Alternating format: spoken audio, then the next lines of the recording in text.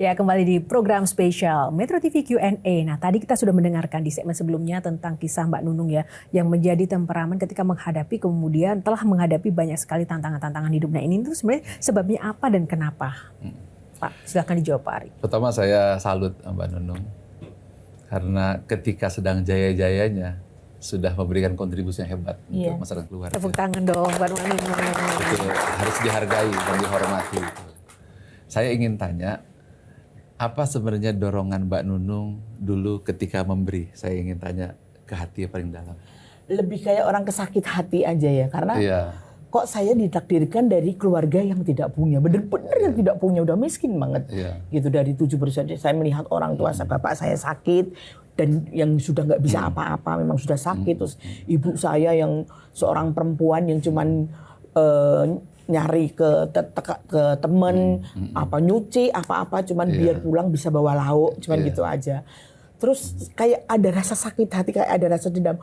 Gue harus bisa nyari, gue harus bisa nyari uang buat keluarga saya. Cuman itu tadinya motivasinya cuman itu, makanya saya jadi umur 9 tahun saya nyanyi, kebetulan saya senang nyanyi ya, dan ada salah satu orkes gambus terbesar di Solo, saya bisa masuk di situ, dan saya udah bisa ngasih, saya nggak tahu pertama saya dibayar berapa, yang penting pokoknya uang itu nanti tolong kasih ke ibu saya, karena setelah saya nyanyi itu saya udah tidur di mobil, saya udah digendong sama pimpinan orkes itu, udah diserahkan sama orang tua saya, jadi udah nggak ngerti, sampai yang akhirnya saya sekolah libur, saya ke Surabaya, masuk Sri Mulat itu ya, mas nyanyi di sini. Kalau pas masuk sekolah balik lagi ke Solo, umur 12 tahun saya sudah untuk tidak melanjutkan sekolah karena saya harus nyari duit, saya nggak mau cuma hanya liburan, karena udah merasa bisa nyari duit dan saya udah bisa merasa membahagiakan, bisa membahagiakan keluarga saya, itu harus bahagia terus, harus biar keluarga saya itu nggak jadi hinaan gitu loh di situ.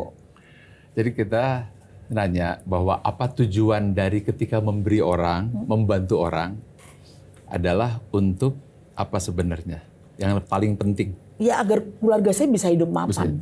Untuk apa keluarga bisa hidup mapan? Iya biar dia bisa makan, bisa bukan hanya ini hari makan, besok yang saya makan apa, dan saudara-saudara saya bisa sekolah sampai setinggi mereka. Kalau sudah tinggi, lalu kenapa? Ya saya tidak tahu. Kalau untuk mereka ya kadang-kadang ada yang selesai sekolah, ada juga yang cuma tamat SMA, ada yang kuliah, ada yang jelas pokoknya saya mau kasih kamu uang, yang penting pokoknya kalian sekolah. Mau kakak saya, mau adik-adik saya, pokoknya kalian sekolah. Luar biasa. Kita berikan aplaus dulu. Kenapa itu penting untuk Mbak Nunung? Ya karena kenapa penting? Kalau jadi orang bodoh itu memang susah gitu loh. Jangan jadi orang bodoh gitu loh. Jadi saya kepengen saudara saya jadi orang pinter-pinter. Terus kalau mereka sudah pinter semua, apa yang ingin Mbak Nunung lihat, dengar, dan rasakan? Ya pasti mereka bahagia gitu. Saya nggak mau kalian merasakan kehidupan yang pernah kita alami. Jadi gitu. Mbak Nunung ingin membuat mereka bahagia. Apa rasanya melihat mereka bahagia? Saya bangga. Seperti apa? Walaupun mereka semua ternyata akhirnya cuma mengecewakan saya. Gitu. Tetapi tujuan utamanya sebenarnya ketika memberi untuk membuat mereka bahagia atau untuk membuat Mbak Nunung bangga? Saya satu membuat mereka bahagia, kalau mereka bahagia saya bangga. Jadi yang paling utama ingin bangga atau ingin bahagia? Bahagia. Sekarang mereka sudah bahagia. Terus kenapa kecewa? Mereka mengecewakan saya, tapi saya tidak kecewa. Berarti, ya sudah, orang kan lain-lain. Berarti sudah bahagia. Adik-adik saya kan masih ada yang lain yang membuat saya bahagia, membuat saya bangga. Yang lain kan masih ada. Ya mungkin salah satu dari 7 bersaudara itu kalau sifat-sifatnya berbeda itu kan banyak kan. Nggak semua 7 anak itu sifatnya beda. Kalau orang Jawa telur satu petarangan itu pasti ada salah satu yang. Jadi sebenarnya yang paling Mbak Nunung harapkan, yang Mbak Nunung harapkan, dibanggakan, ditepuk tangani, atau membuat mereka bahagia? Membuat mereka bahagia. Sekarang sudah tercapai, kenapa yang buat sedih lagi?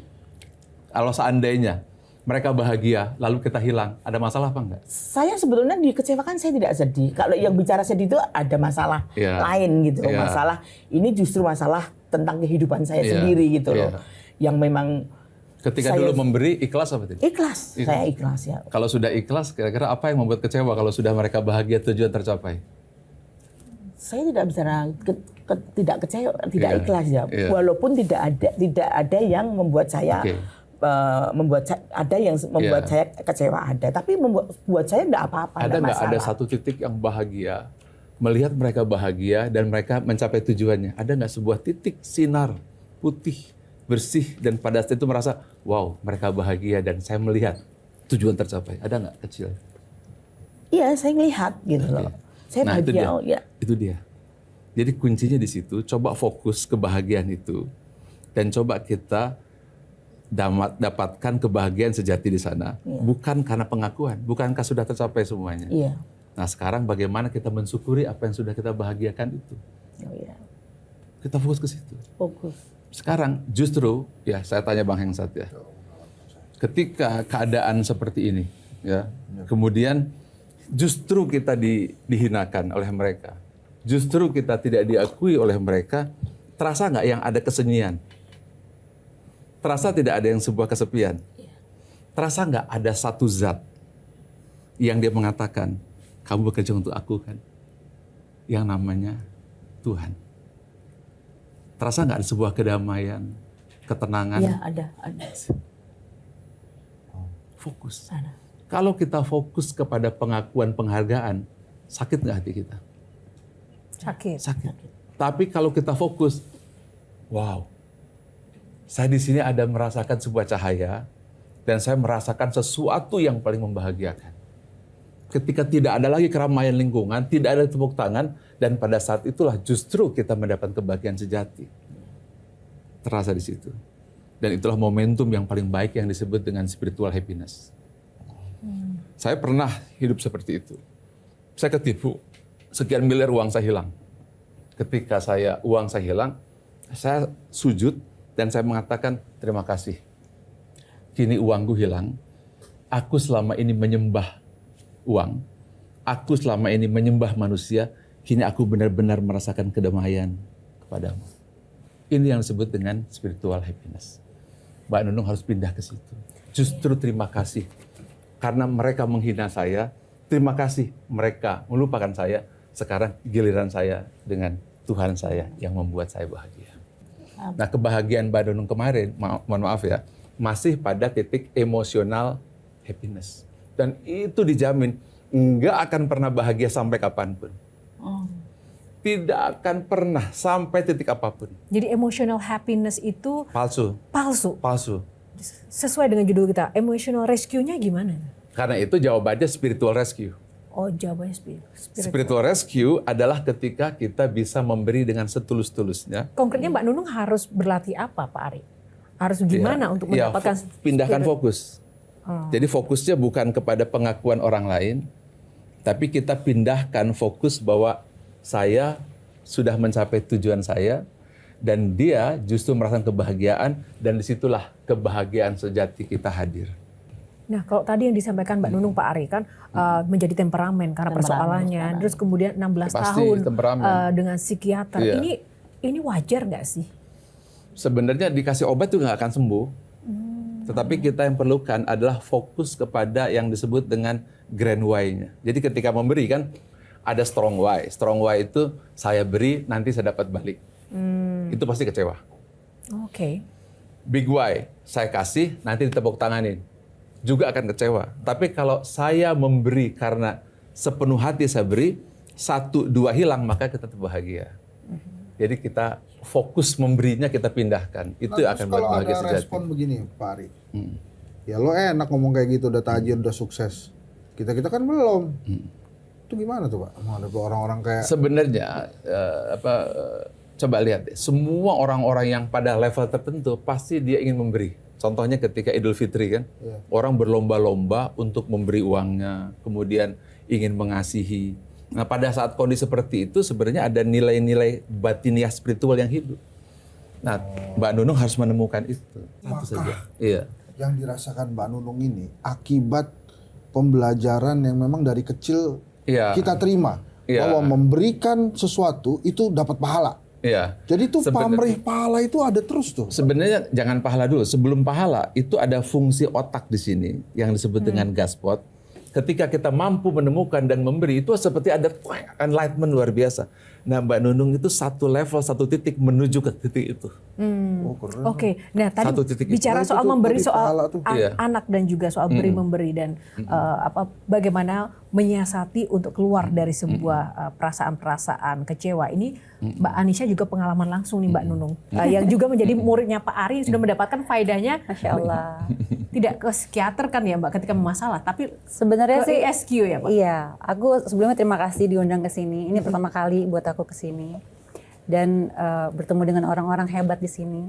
Dan aku tuh ikut ESQ itu tahun 2006. Udah ikut ESQ.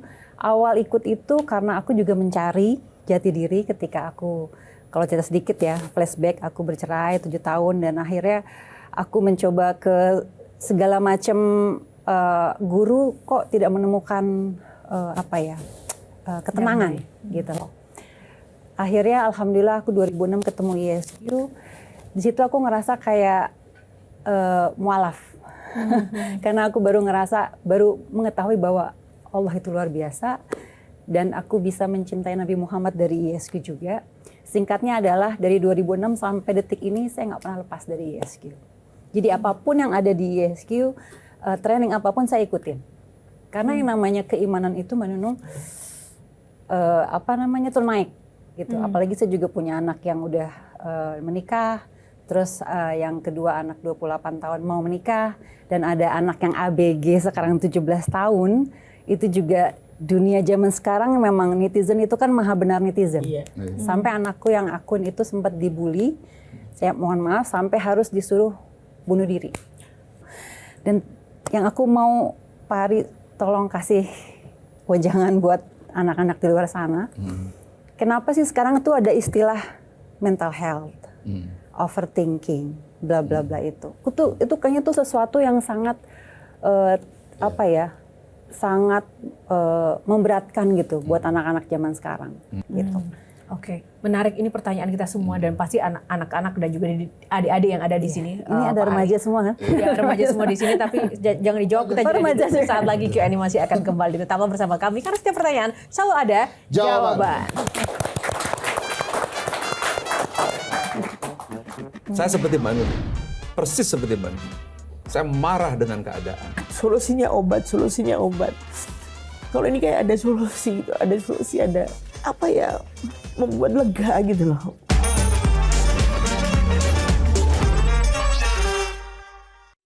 Jelajahi cara baru mendapatkan informasi. Download Metro TV Extend sekarang.